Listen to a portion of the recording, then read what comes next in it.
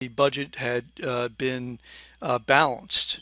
It turned out that it really wasn't balanced, and obviously we're finding that out now. And although things have also worsened too.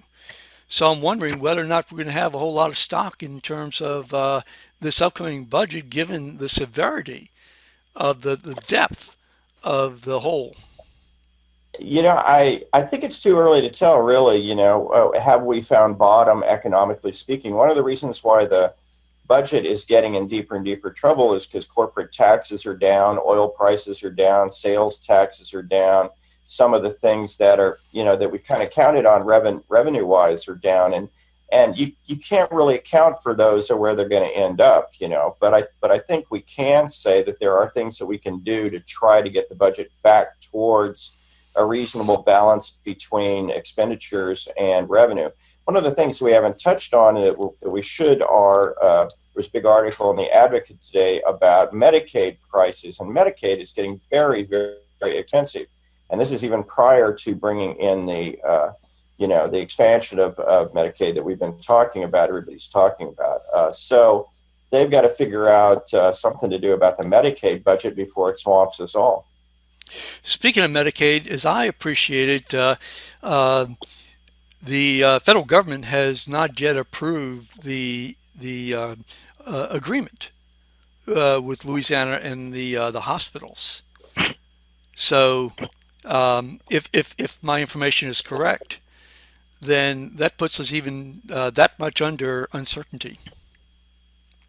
Right, and I've heard that. And I haven't followed that, so I think you may be following that close. So the last I had heard about that was that the federal government had rejected. We were using a bait and switch with dollars from the private hospitals to draw down Medicaid dollars, and the feds, quite understandably, said, I love this idea of accounting. That's what Edwards used to do, right? So Jindal did it too. But they said, no, we're not going to go for that. So we came up with another solution. But I don't think, I think that's referring to that we haven't found out yet if that second solution is in fact going to be a sufficient solution for the feds. Yeah, I mean that, and if not, then we really have even more problems than we would think or like. So who do you think is going? I mean, I know it's really early, but who do you think is going to take the biggest hit in terms of say taxes or reduction of exemptions, credits, etc. Last year it was a business community.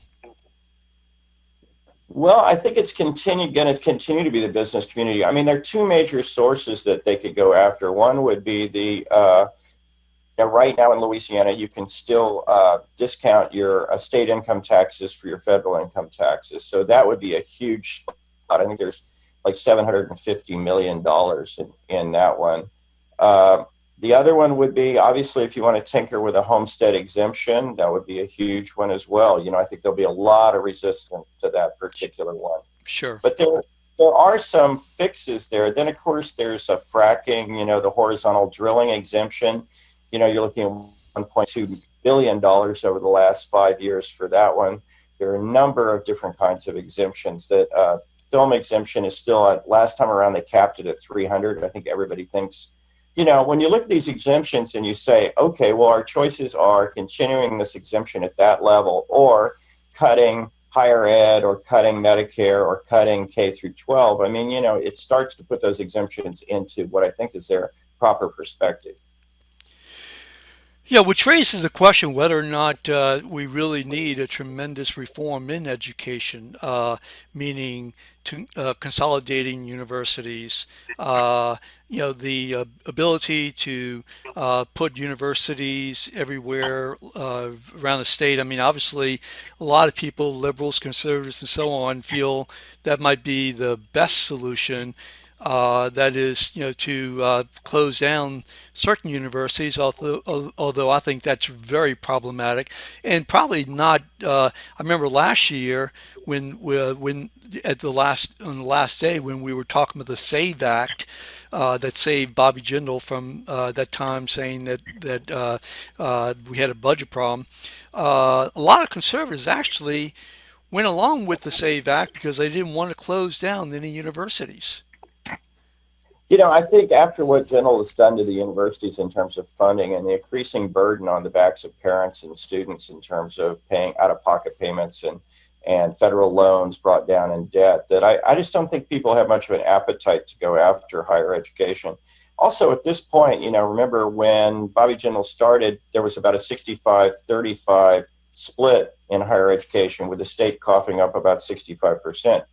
Now that split is pretty much reversed. So although it varies institution to institution, roughly institutions now are getting about 30 to 35% of their money from the state and about 60 to 65% of their money from other revenue sources, including students and tuition. So there's not the kind of money there that there used to be there, so to speak, to go after. The other thing is that I think we should dispel is that the idea that somehow you can achieve a great cost scale by closing universities. I just don't think you can do that. You will gain, it's true, you'll gain a few positions here and there. You'll not run electricity in some buildings that you're currently running electricity in, but by and large, without a severe dislocation to what is currently the higher education delivery system, you just can't save the kind of money we're talking about out of higher education. And the other thing is you can't do it quickly, and we need money right away.